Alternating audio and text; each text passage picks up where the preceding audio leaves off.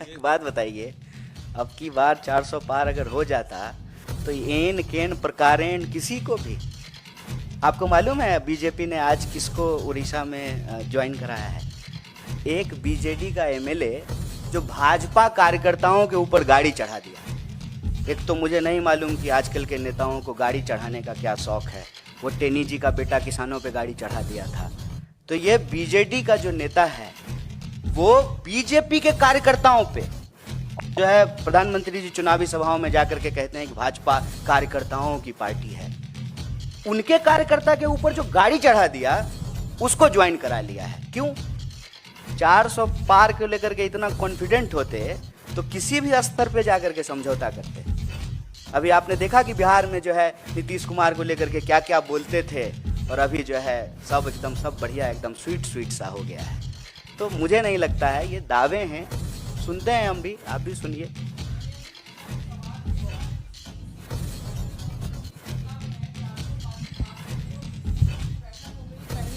तैयारी है, आप लोग विपक्ष में हैं, आपकी सीईसी कब होगी इसको लेके कोई क्लैरिटी नहीं है। अलायंस टीएमसी के साथ वेस्ट बंगाल में होगा नहीं होगा, इस पर ये भी चिंता संशय है बना आपको हुआ है। हमारी, बड़ा अच्छा लगा सुन करके। कांग्रेस कवर करते हैं, कितनी इसलिए चिंता आपसे करते हैं सवाल आप पूछ सकते हमारी, हैं। बहुत बहुत अच्छा लगा। आप लोग कितना चिंतित हैं हम लोगों के लिए, बहुत अच्छा लगा, बहुत धन्यवाद।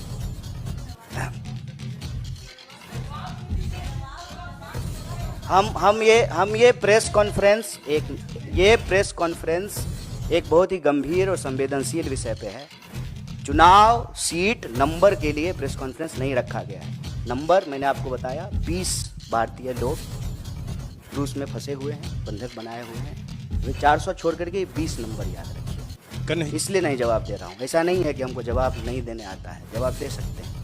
ये विषय कुछ और है। ठीक है कन्हैया जी ये बताइए कि आपने कहा कि अमेरिका में भारतीय छात्रों का मर्डर भी हुआ है, संदिग्ध परिस्थितियों में मौत भी हुई है। ये जितने भी हाल के महीनों में मर्डर या संदिग्ध परिस्थितियों में मौत हुआ है, इसके पीछे विपक्ष के नाते आप कोई साजिश देख रहे हैं, फाउल प्ले देख रहे हैं? दूसरा सवाल है कि मोदी आपके क्षेत्र में जा रहे हैं कल, आप पिछले बार वहां से लोकसभा का चुनाव लड़े थे, इस बार कांग्रेस की टिकट पे बेगूसराय से लड़ेंगे आप?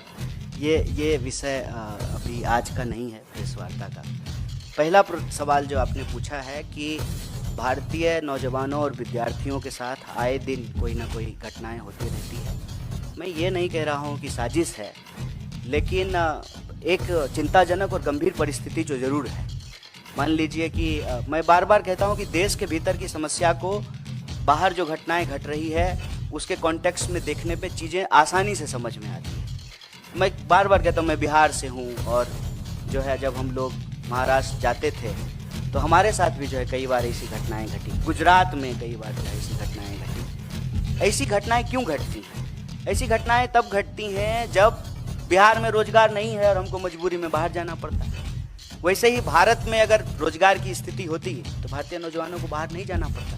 पहली बात तो ये। दूसरी बात, जब हम कहीं जाते हैं तो आउटसाइडर्स को लेकर के एक इनसिक्योरिटी होती है स्वाभाविक रूप से, और कैंपेन भी यही किया जाता है। आप लोग अक्सर सुनते होंगे कि बाहर का लोग आकर के रोजगार ले लिया है, बाहर का लोग आकर के यूनिवर्सिटी में हॉस्टल को कब्जा कर लिया है, यूनिवर्सिटी को कब्जा कर लिया है। तो इस तरह से जो है आइडेंटिटी के आधार पे पोलराइजेशन होता है, ध्रुवीकरण होता है, और नफरत फैलाई जाती है, और नफरत का शिकार जो है वो लोग होते हैं। मैं ये नहीं कह रहा हूँ कि भारत की सरकार की साजिश है, लेकिन ये परिस्थिति है। इस परिस्थिति में भारत की सरकार को एक्ट करना चाहिए, हम ये मांग करते हैं।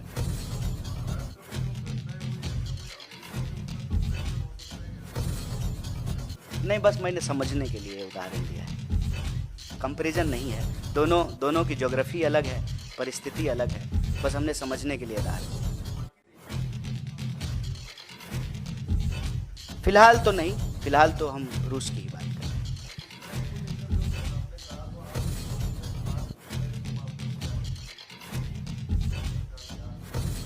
सरकार से तो हम यही मांग कर रहे हैं कि आप यहीं रोजगार की व्यवस्था कीजिए। भारतीय नौजवानों को किसी भी परिस्थिति में वॉर जोन में जाकर के काम करना पड़े, जहाँ मिसाइल चल रही है, गोलियां चल रही हैं, लोग मारे जा रहे हैं, चाहे इस तरफ से मारे जाएं या उस तरफ से मारे जाएं, हम ये नहीं कह रहे हैं, लेकिन उसमें हमारे लोग जाकर के क्यों अपनी जान गंवाएं? उनको यहीं रोजगार दिलाइए। और बस उनको हम वादा याद दिला रहे हैं कि आपने तो कहा था कि 2 करोड़ नौकरी देंगे हर साल, तो 10 साल अब पूरा होने को हैं। इस हिसाब से जो है आप 20 करोड़ नौकरी पैदा करते, 20 करोड़ आप नौकरी पैदा कर देते तो क्यों बाहर जाता कोई? किसी को अच्छा लगता है कि गोलियां चल रही हो और वहां पे जो है हम गार्डन साफ कर रहे हैं या सड़क साफ कर रहे हैं? ये अच्छा तो लगता नहीं है। तो हम सरकार से ये मांग कर रहे हैं कि देश के नौजवानों के भविष्य के साथ खेलना बंद कीजिए और युवाओं के लिए जो ये मृत काल चल रहा है उस मृत काल को बंद करके ही सही मायनों में अमृत काल शुरू किया जाए।